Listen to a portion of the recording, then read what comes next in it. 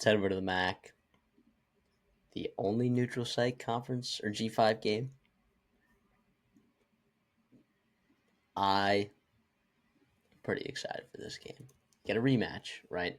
Miami, Ohio got the best of Ohio last time, but Ohio's been playing good football. Park in Navarro, right? They've been running the football. Their defense has just shown up week in and week out.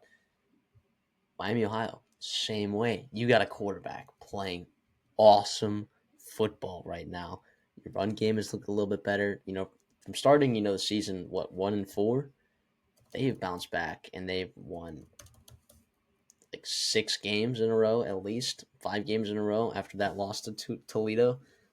They look really stinking good right now, and that defense just, to me, in my eyes, is looking like the best defense in MAC football right now. After losing all the pieces that you did just a season ago, they dominated Bowling Green.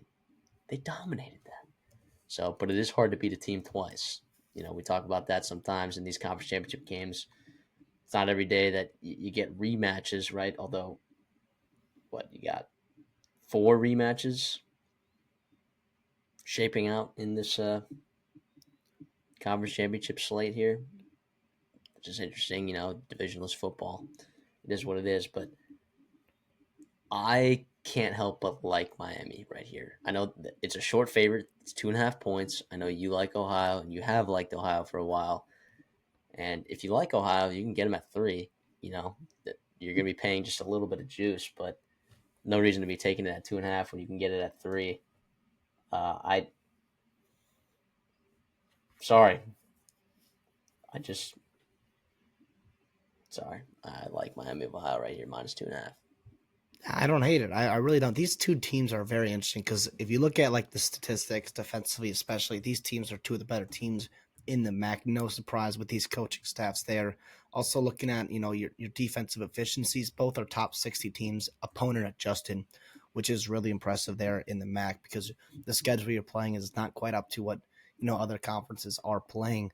But with that being said, yeah, I like Ohio in this spot +2.5. I know it's kind of a hike to get up to Detroit there from Athens, but it's a similar drive from just outside of Cincy from where Miami, Ohio is. Yeah, man, it'll be a great game. You mentioned that they played earlier, and Parker Navarro, who has come on really, really strong, especially running the football for them and taking care of the football. He struggled. He struggled mightily in that game. I believe, I don't know, I forget if he got hurt or if he got benched, whatever it was not good for Ohio. Regardless, though, I think he bounces back. He's been taking care of the football, right? He's been running the ball well. He's over 100 yards past couple weeks here. Yeah, I like Ohio in this spot, although I hate picking against Miami, Ohio, because I did it last week, and Bowling Green they just got after Bowling Green. They probably do the same here to Ohio. I think Ohio can get after Brett Gabbert and Ohio and potentially stop the run with Mosey. So yeah, we'll see about it. This is a very intriguing game. Obviously, no college football playoff implications, but we don't care. I think this means a ton. Ohio's got a chance to win 10 games this season. Miami, another 9+ win season for them. Back to back MAC championships on the line. This one means a ton there. It'll be an awesome, hopefully, environment there at Ford Field for these two fan bases. Yeah, I mean, obviously a lot going on Saturday in the football slate, especially at maybe the power conference level. But I think this game is awesome and it's definitely something that you need to be able to tune into. Which I'm assuming if you're watching this video, you're watching Ohio versus Miami, Ohio preview. You're probably planning on watching the game, so I don't need to really tell you that. But yeah, I think it'll be awesome. That would be 3 straight 10-win seasons for the Ohio Bobcats. Which, by the way, last year was the first time that Ohio had back-to-back 10-year wins or 10-year winning seasons. I mean, like, with some of these Power 5 coaching jobs opening up, if Ohio manages to win this game, I think actually regardless if Ohio wins this or doesn't win this, whatever, I think that you might some teams might want to take a peek at Tim Alvin and what he's been doing over there.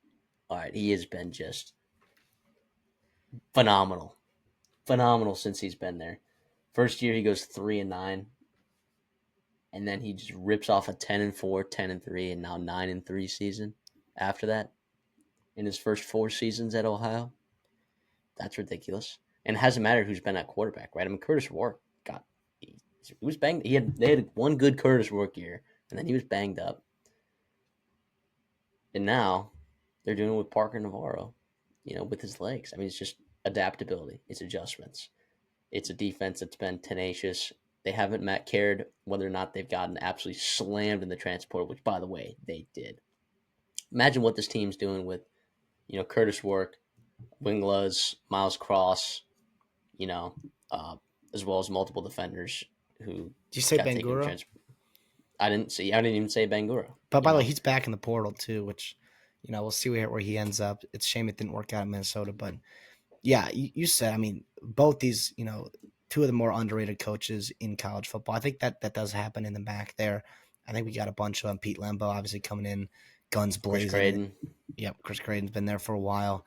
It'll be interesting. I'm trying to find an edge here in this game because these teams, like statistically, their profile is so similar. Obviously, Ohio, a little bit better, offensively in terms of the production that they do put up, about 30 more yards a game. But reality is, I don't think it's that crazy a difference. The other thing is third down percentage as well. A little bit of a difference there in Ohio's opponent third down, like allowing people to get off, like getting off the field.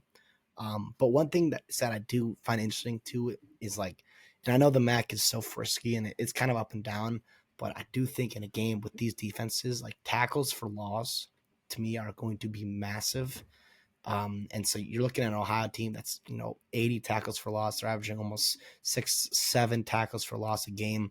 Ohio is just a little bit under that as well. So obviously that's not that it's super volatile because it is to some extent because sometimes you just miss And an it's assignment or matchup. whatever, Yeah. matchup based, and obviously Miami Ohio played a brutal out of conference as well, so that kind of comes into it as well. But yeah, that's why this game is awesome because it's kind of a vibes pick. It's like I've been watching these teams play the past couple weeks, and Ohio to me looks like the best team in the MAC, but obviously no slouch to Miami Ohio because they're right there with them.